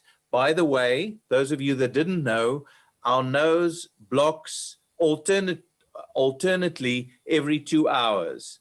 It's the way the mucosa maintains itself. So if you even if you have a normal septum, blow through the one and the other nostril, you'll probably notice there's a bit of a difference. But in a person who's got a deviated septum, that little difference completely blocks off that side of the nose and makes them absolutely miserable, and can then provoke or cause or aggravate a sinus barotrauma or equalizing problems. So from what you've told me, it seems that the septoplasty, which is where they get the septum straight, and or endoscopic sinus surgery, which is where they use an endoscope and basically open the holes where the normal gas should enter, because they discovered some years ago that you can make a big cave-like hole in the wrong place, and the little hairs that are in the sinuses still think that they should beat the mucus to the hole that should be open. So it defeated the object a little bit. So endoscopic surgery and rhinoplasty in your case seems very reasonable. With the information you've given me, that's the best answer I can offer you. Okay. Well, Amashan, if you'd like to, get further answers, you can always just respond to the follow-up mail I'll send tomorrow, or just call the hotline. We can put you in touch either with Dr. Cranier or whoever the doctor on call is, and we can take it further. All right. So Sumari asked, does diving on Nitrox lessen your chance of decompression illness or sickness? Morne, I just noticed that there was a quick pop-up question, healing time. So let me use the classic medical healing time, right? Yeah. And that referred to LASIK as well. 6 months. Okay. 6 months or 6 weeks? 6 months in this case. Okay, in the case of LASIK, usually that's the recommendation, and the same would be for the rhinoplasty. Oh, I see. Oh, unhappy little face he gave us there. Sorry about that. If it's a minor procedure, that might be different. Yeah. But if they have chiseled your bone, you know, and really moved it around, you want to give it a 6-month period to settle. Yeah. All right. So Sumari's question: diving on nitrox, does it lessen your chance for decompression illness? It appears so. Exactly to what extent, we don't know, but it makes intuitive sense. And the statistics so far suggest that if you dive nitrox as air, there is a decrease in the risk of decompression illness. So in other words, if you are breathing a lesser nitrogen mixture, but the time you spend underwater is the same as you would on air, the chances of you getting decompression illness is less on the nitrox side, and the severity of the type of decompression illness typically would also be less, because it's as if you're diving shallower, and shallower dives produce usually less significant forms of decompression illness. So you get sort of a 2-for-1 benefit in doing that.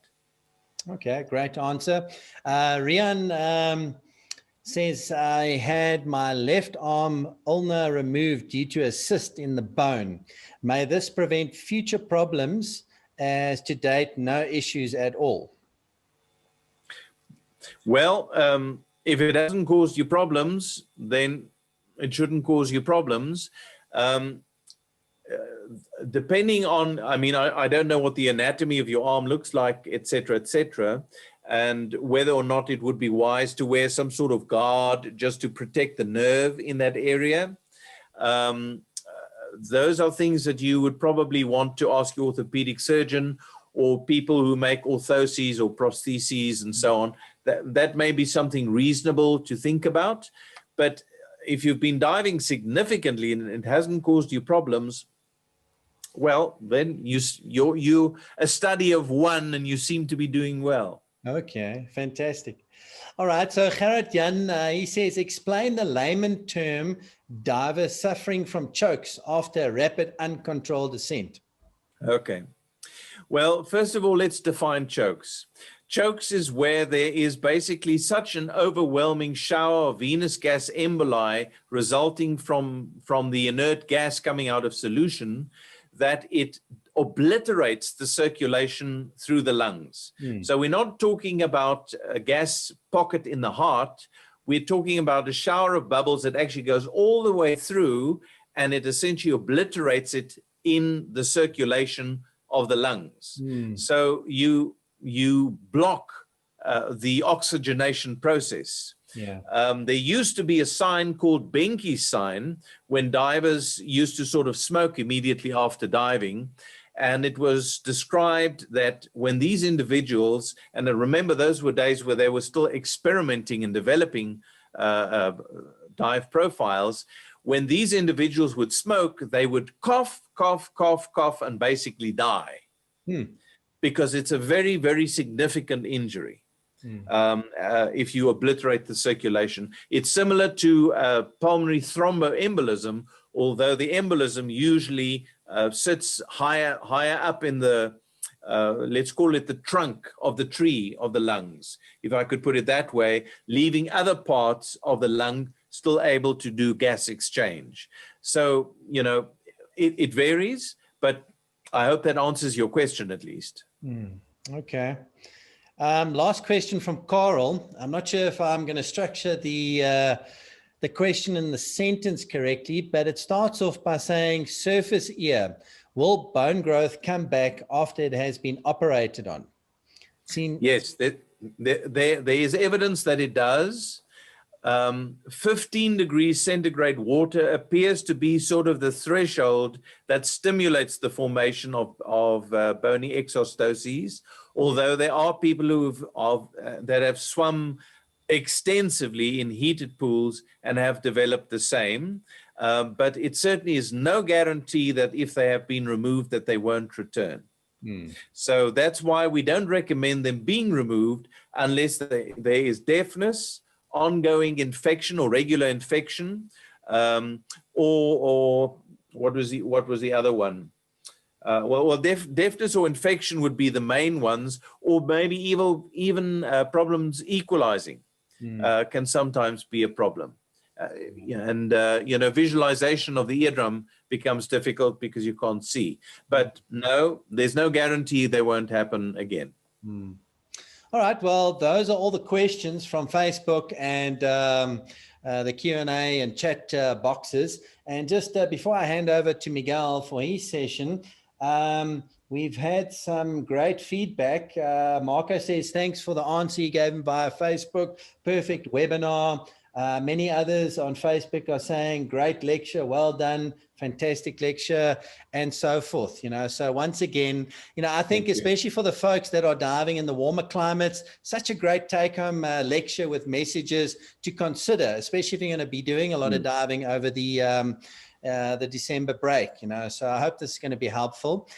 With that said, Miguel, I'm going to hand over to you just to talk about the designs that you did, on my shirt here and some of the other things. So you're welcome to take over. While you're doing that, I will just run the names that registered via Zoom. I've got a random name picking software, and I'll get the lucky draw prize winners. So after your talk, I will then just take over from you. Okay, great. Okay, lovely.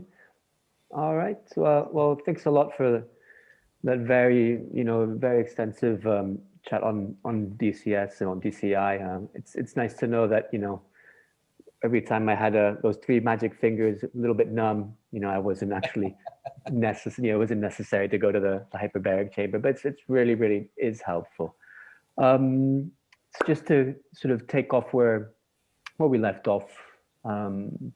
For all those people that just joined a little bit later, haven't seen who we were or haven't seen the beginning of my presentation. Again, 50 bar scuba design, marketing and design for the diving industry and the ocean in general. And basically, like Monet was actually saying, I am actually very keen on showing you our methodology. Okay, so basically what we do or how we work. All right, so the methodology of the actual design business, I mean, a lot of people think it's always been, well, just paint here and be an artist. Unfortunately, it's not that sort of beautiful. It's not that artistic.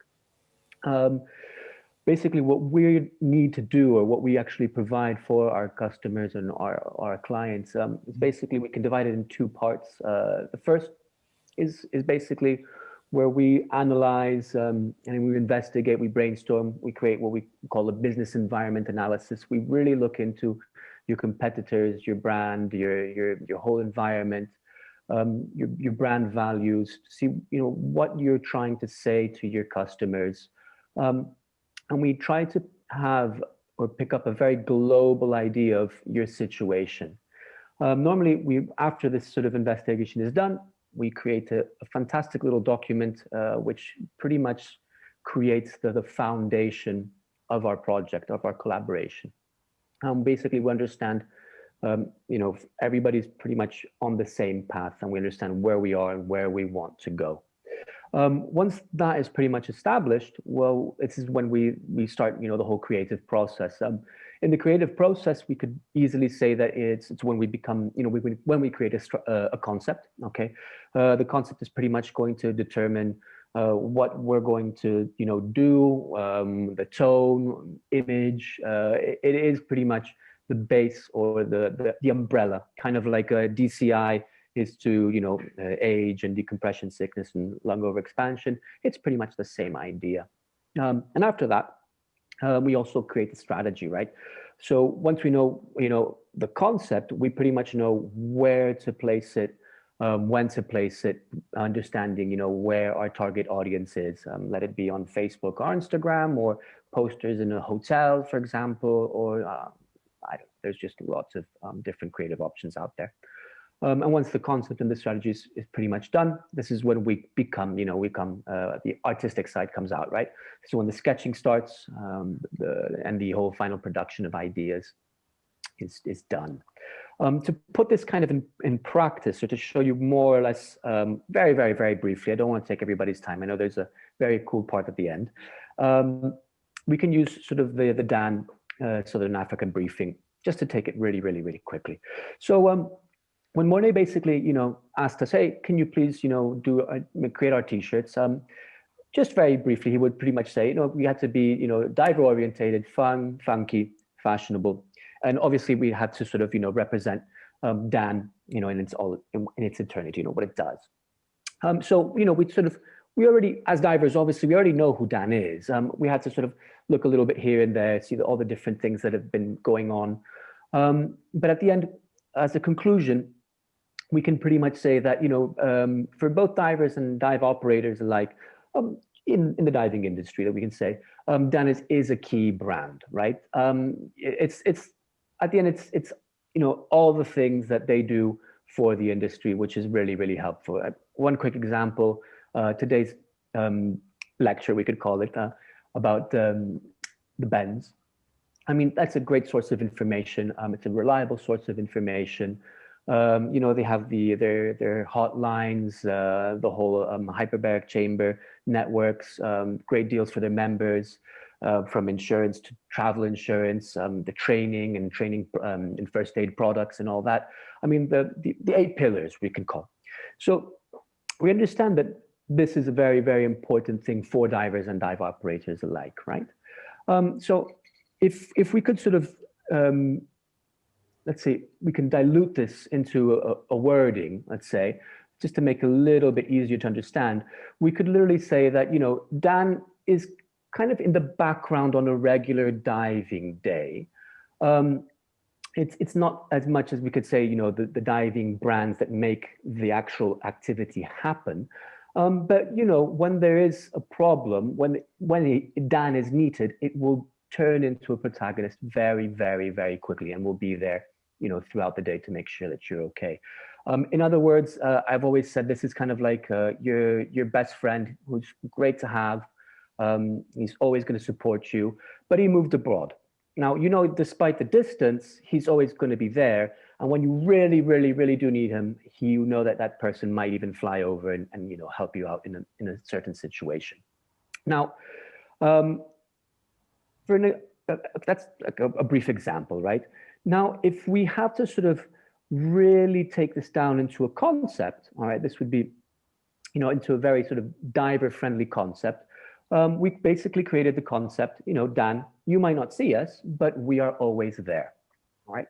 Now, this is the starting point for the creations for our t-shirts. When we had to sort of literally take this concept and take it into a visual language for divers, we decided that we would actually use 2 animals that really do fit in with this concept. The frogfish and the octopus. If, all those divers out there who are listening right now, I'm sure that hopefully you've seen a frogfish. I know it's not the most common animal to see, but it is a very lovely animal to see. It's a great, great, great model for photographers. And both octopus as well, great, great model for videographers. But both of them are very difficult to see and to find because they are masters of camouflage. So for this reason, we'd use these animals because that during a dive, they're probably there. But the fact is that you really have to really look out for them to actually be able to spot them. So graphically speaking, when we use these animals, what did we do to sort of get that sort of concept of camouflage, of being present, even though you might not see them, right? Well, we basically put on our diving mask, let's say. We got our diving cap, a diving mask on. And we literally sort of put ourselves in the diver's position or into an instructor or a dive master's position. Now, once we're in the water, you know that you're diving. You're not quite sure what's around you. I mean, there's things that obviously will stand out. But, as you sort of see something or you think you see something, you sort of, distinguish a few shapes and forms in the distance. you swim slowly, nice and closer to it.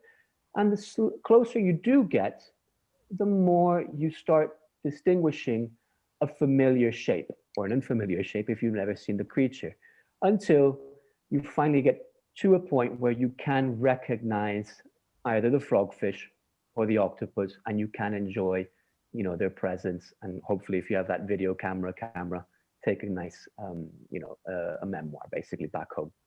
And basically, with this integration into the background and this sort of idea of creating their camouflage, we created the series of Done Southern Africa t-shirts with the frogfish and the octopus, different colors as well. Obviously, they will be available in the Dan shop, and hopefully today, that lucky person won't have to go to the Dan shop, because you should have a lovely giveaway, which I will leave up to Mornay now. Just to finish off really quickly, if you sort of want to know a little bit more about us as well, just so everybody knows, we are on the social media, Instagram and Facebook. Feel free to give us a like, message us if you need to, if you want to look into something, if you have any doubts, any questions. We're always happy to, answer and just have a little chat. We're leaving also our info email and our website if you guys want to check out any more of our work and to get to know us just a little bit better. All right. So good moment now for all those patient viewers. Back to you, Mornay, and thanks a lot, guys. All right. Thank you, Miguel, for that. Pleasure. I just see a comment that came through from Sumari. She says, brilliant lecture, very informative, and she loves the concept of the t-shirts. Well done. Lovely. To both guest speakers. All right, well, quickly, the lucky draw winners, and Dr. Cronje, there's one or two questions if you're still keen to answer those. But the lucky draw winners for this evening, and they'll win the frogfish design. So I'll be in touch with you tomorrow or during the week. From the ladies' side, I have Kate Jonker and Hannah Berger. So those are the two ladies. And from the men's side, I have Gregory Drissel and Carl Langham. So I'll be in touch with you folks. Congratulations. I hope you're going to enjoy the t-shirts. And as I said, I'll be in touch with you. So Dr. Cronje, just before we say goodnight, I have a question here. If I can just get the question back. The question is, hopefully I pronounce everything correctly. Please, I have a question. Does, oopsie, sorry, it keeps going away. Pseudoephedrine increase oxygen toxicity in diving? Great question. The background to pseudoephedrine, of course, it's related to adrenaline. And in the early years, they did a lot of studies using adrenaline and analogs thereof in terms of provoking oxygen toxicity. So far, the incidence it does not appear as if pseudoephedrine is a significant within the normal range of scuba diving, recreational scuba diving. Does not seem to pose significant risks, but we still advise divers, for obvious reasons, to avoid high oxygen partial pressures if they have to use pseudoephedrine, which of course in itself is another question. But the research itself does not seem to suggest that it is as dangerous as we thought. Okay. Last question for the evening. It's from Marco again, 78-year-old diver. He says he goes to the gym 5 times a week. He does hard training. He doesn't drink alcohol. He doesn't smoke, but he likes to eat a lot of food. And does this mean he'll have less problems, being susceptible to decompression sickness? So I guess, I guess Marco is quite concerned, but it just depends, Yeah, well, in the absence of any other risk factor like atrial septal defect or anything else, fitness definitely is protective of decompression illness. I'm not sure where eating a lot of food fits in, I wouldn't suggest you going diving immediately after a massive meal, but other than that, I think you're on the right track. And the aerobic exercise side seems to be more protective than the weightlifting side when it comes to protecting or building protection towards decompression illness or against it then. All right, so my apologies. I got my lines twisted. Marco's not 78, he's 51. And I assume the food is most probably, if you're doing a lot of hard gymming, there might be, you know, some food that you consuming and eating, you know, quite often. The gym folks like that. But anyways, that brings us, I think, to the end of the webinar. Again, brilliant webinar. Folks are saying, great, thank you all. Once again, super fantastic presentation. Best from Sean in a very windy Durban. And there are many more comments, Dr. Cronje, via the Facebook page. So I won't read them all, but thank you, everybody, for supporting us during the whole year. This is our last webinar for 2020, and I think we smashed it. We ended off on a high note, and you really have lots to think about. And in tomorrow's email that I'll send all the folks that registered, and even I'll post all that stuff via Facebook and YouTube, there'll be loads of resources. One, you'll get the information from the 50 Bar Scuba team. So if you'd like to connect with them, you can do that. I'm also going to have the article that Dr. Frans Cronje wrote a couple of years ago on this lecture. That'll be available. So if you want to go back, read it, study it, and if you have questions, you can engage with us.